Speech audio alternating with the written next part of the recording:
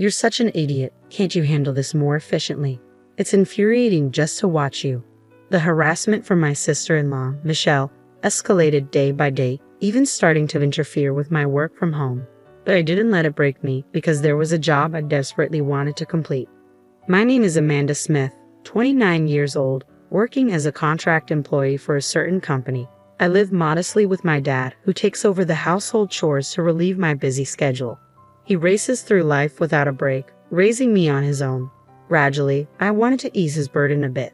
When I was still in elementary school, my dad placed his large hand on my head and said, "You don't have to try so hard with the housework.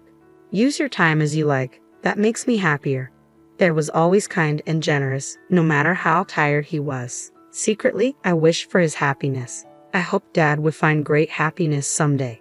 This small wish came true a few years ago when Dad's new wife, Barbara, entered our lives. Barbara, with her daughter Michelle, moved into the house where Dad and I lived. Barbara was honest and kind-hearted, a wonderful woman. In contrast, her daughter Michelle was prideful and cunning. It didn't take long for Michelle, initially quiet and reserved, to show her true colors. One day, as usual, I prepared lunch for Dad and sent him off to work. Barbara was away on a business trip since yesterday, and Michelle, a college student, should have had lectures today. I decided to prepare her lunch before she woke up. Even with 4 in the family, I still managed all the household chores. Working from home gave me some flexibility, and I didn't mind cleaning or cooking. It was a nice break from work, refreshing my mind. Barbara, now my stepmother, often said she felt bad having me do everything, but I assured her I enjoyed it. By the time I set breakfast for Michelle and me on the table, I heard her coming down the stairs, groggy. Michelle entered the living room, and I greeted her, "Good morning. Breakfast is ready. Your lunch is on the table too. Feel free to take it." Michelle paused and said, "I'm not going to college today." "Ha, but your calendar said you had lectures. They were rescheduled later." I updated the calendar. "Didn't you see it?" Sorry, haven't checked yet." In our house, where lifestyles greatly differ, we decided to write down schedules on a shared calendar. I'm still not used to this new habit, and sometimes I forget to check. Michelle sighed heavily and muttered, "You're really clumsy," before returning to her room. I didn't take her words too seriously, assuming she was just cranky from waking up. 2 weeks passed since then. After days of relentless rain, it finally cleared up on a sunny Saturday morning. Feeling refreshed, I was hanging laundry when I sensed Michelle, who had slept in, getting up. But something was off. She rushed from the bathroom to the upstairs, then hurried back down, looking around the living room. "Hey, where's my skirt?" Michelle's demanding tone was suddenly directed at me. "If you mean the one in the laundry basket yesterday, I'm about to hang it." "No, the one I asked you to wash separately 2 days ago. I told you at dinner, remember?" "Oh, that one. It had a small tear, so I decided to mend it before washing separately. I finished mending it last night, and it's in the washer now." "What? Didn't you listen to me? I said I needed it washed early because I'm wearing it today. Are you even listening?" I was at a loss for words. Indeed, she had asked to wash that long skirt separately, but I wasn't informed she needed it today. I recalled our conversation from 2 nights ago. "I want to wear it next Saturday, so please wash it by then." "Next Saturday is in next week." Yeah, don't make me repeat myself." Michelle ended the conversation abruptly, playing with her phone. That's when the misunderstanding occurred, and it was Michelle who hadn't listened properly. Though I had no reason to be blamed, I didn't want to argue and said, "Sorry, I misunderstood the date." But Michelle, standing before me, glared with a disdainful look. "Think an apology solves everything. This is why I hate dumb people. Having a high school graduate sister is just unbearable. Can't even manage household stuff properly." Michelle attends an elite university known nationwide. Our worlds are different, yet I had hoped we'd get along now that we're family. "Just to be clear, I never thought of you as family from the start," Michelle said mockingly with a disturbing smile. Seeing that expression, I realized our differences might be harder to bridge than I thought. Since that day, I felt an eerie chill. Michelle's disdain towards me became more apparent in her actions. When I worked from home, loud music blared from Michelle's room, not just disrupting my work but loud enough to be a nuisance to the neighbors. "Could you lower the volume a bit? The neighbors might complain," I asked timidly. "What? Don't boss me around. I'm annoyed by the typing sounds from your room," she retorted, slamming the door in my face. On another occasion, Michelle brought friends home and loudly declared, "Isn't it embarrassing having a high school graduate sister who can't even get a decent job?" I wish you'd move out soon. One of her friends, leaving jokingly, said to my door, "Sorry for disturbing. Michelle feels sorry for you, so please move out soon, okay?"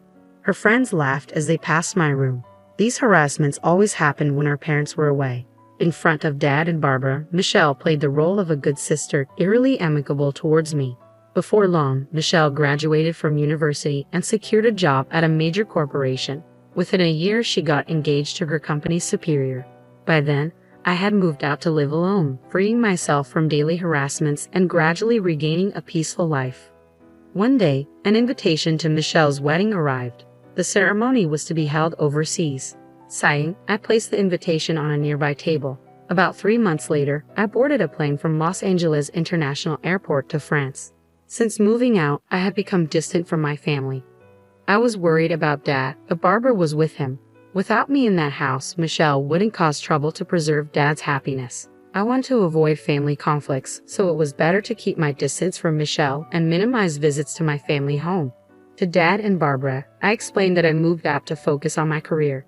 Despite the suddenness, they respected my decision, telling me, "Don't worry about home. Just do what you think is right. Yes, you should pursue what you want. It's a once-in-a-lifetime chance," they said with a smile. It's true that Michelle's actions affected my work, but that wasn't the only reason I left. I felt it was time to confront my own life and take a new step.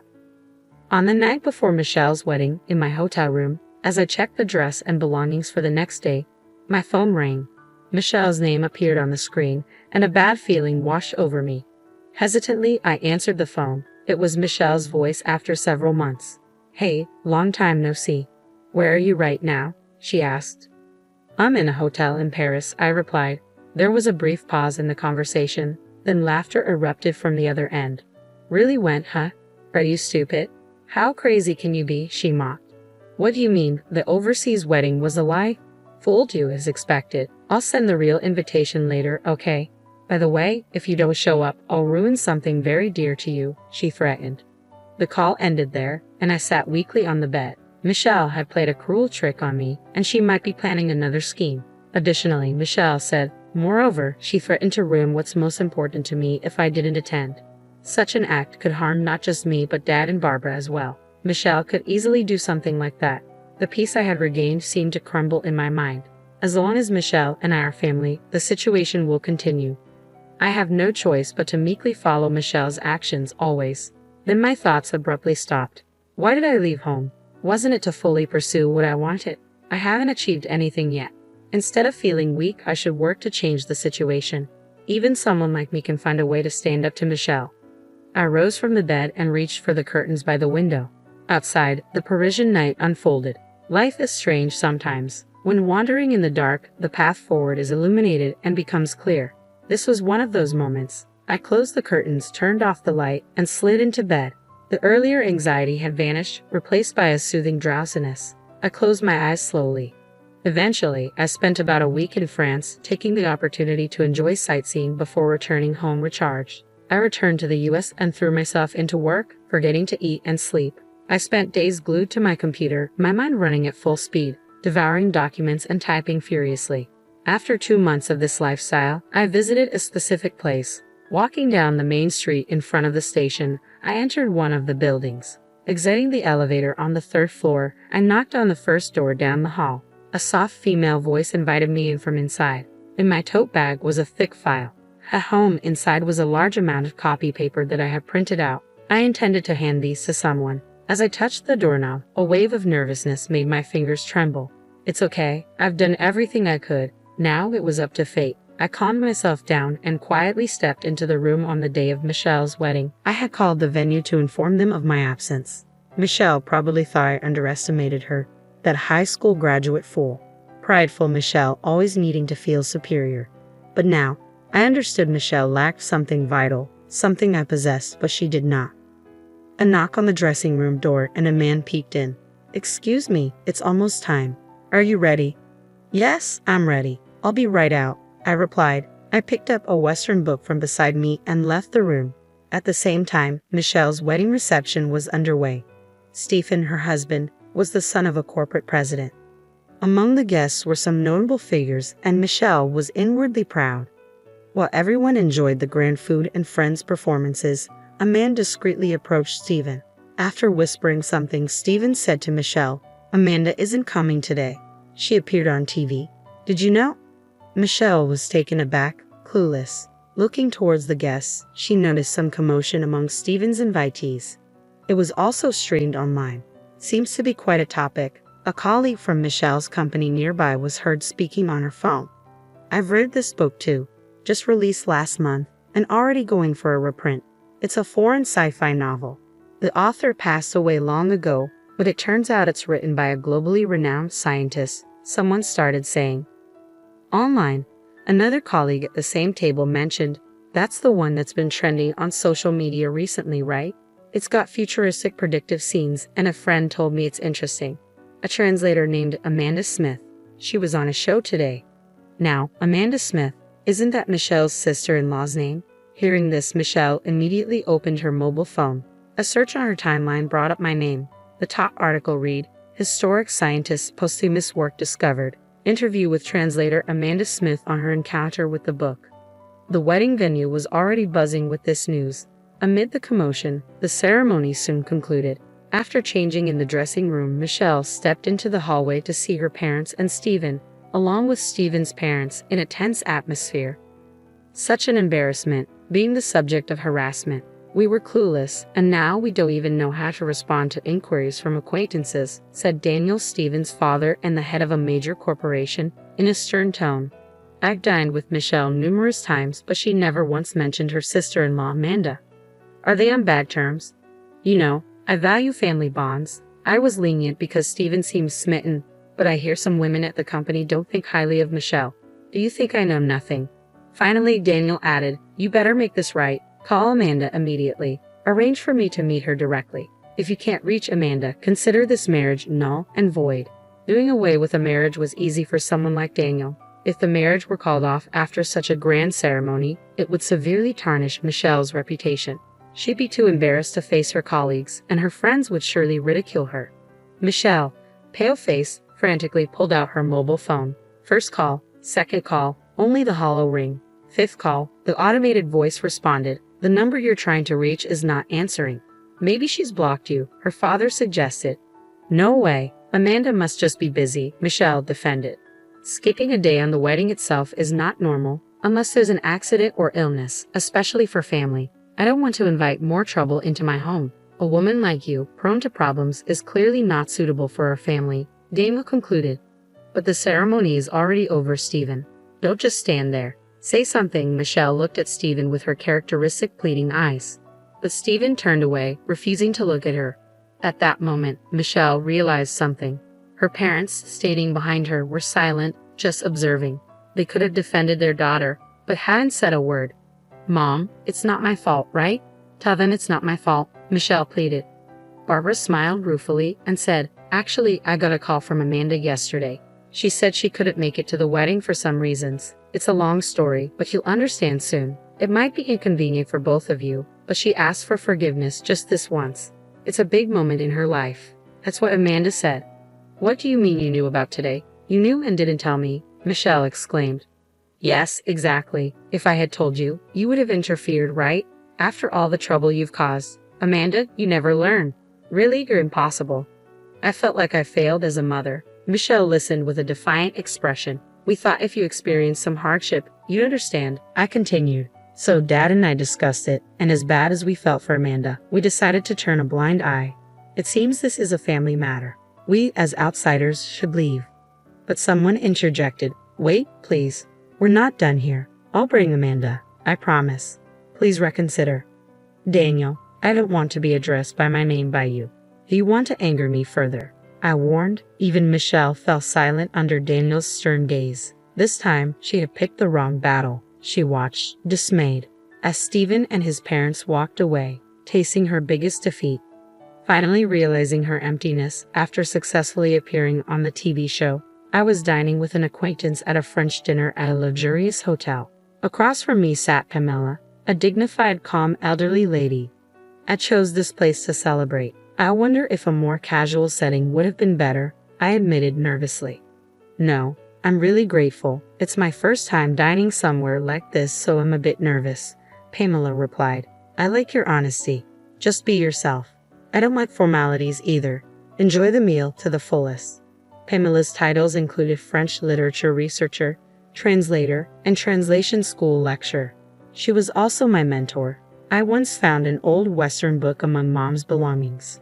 Dad said its origin was unknown. It appeared to be a novel written in French, with notes throughout indicating Mom had read it repeatedly. I remembered how Mom hummed foreign songs while cooking or doing laundry. They happened before I could remember clearly. Could those lyrics have been in French? I started reading the book bit by bit, translating with a dictionary, and got absorbed in its world. I became enchanted with the French language. I devoured French books and translated my favorites. I was so engrossed that I lost track of time. After becoming a working adult, I started attending translation school during nights and weekends. One of my teachers, impressed by my language skills, introduced me to translation work. I was delighted to take it on, especially since it could be done from home. Around the same time, Dad decided to remarry. Even with the increased family size, my work wasn't affected, except for the issues with Michelle. I was surprised when you handed me a thick manuscript. Your translation skills were professional level, and the novel had a unique worldview. I had been translating for years, but I was never quite satisfied with my work. It took a long time, but completing it helped me grow mentally. Yes, translation is a battle with oneself. Each completed work feels like shedding a skin. It's fascinating, I agreed. Pamela smiled warmly upon hearing my words. It's a blessing to have something you want to pursue passionately in life. When I returned home after a long time, Barbara greeted me. Dad was still busy with work, coming home late as usual. I heard footsteps coming down from upstairs. Ah, finally awake, Michelle. You have a part-time job today. After the wedding cancellation and leaving her job, Michelle seemed to have been staying home. Barbara had told her, "How long will you sulk? Do you want to live miserably like this forever? If you don't want to start over, you better leave this house." Worried about being kicked out, Michelle reluctantly started looking for part-time work and settled on a grocery store clerk position. As Michelle passed by the living room, she glanced at me awkwardly and hurried out the door. "Amanda, you're going overseas for work, right? You said something about a potential contract with a new author," Barbara said. "Yes, it looks like it's going to be finalized, but they want to meet in person," I replied. "That's great. I'm relieved to hear your translation work is going well. Take care, and I'm looking forward to the souvenirs." Barbara's innocent smile made me smile too. Continuing to do what I love is enough for me. I thought it was that simple. My ability to become a translator was because I maintained a pure heart. It's a gift from Mom in heaven, a talent to enjoy life to the fullest. On my way back from my parents' house, I passed by a dogwood tree. Stopping to look, I saw many buds waiting to bloom. Surely, I'm just getting started too. Bloom one flower at a time. I'll continue on my path as the gentle spring breeze blew. I started walking again.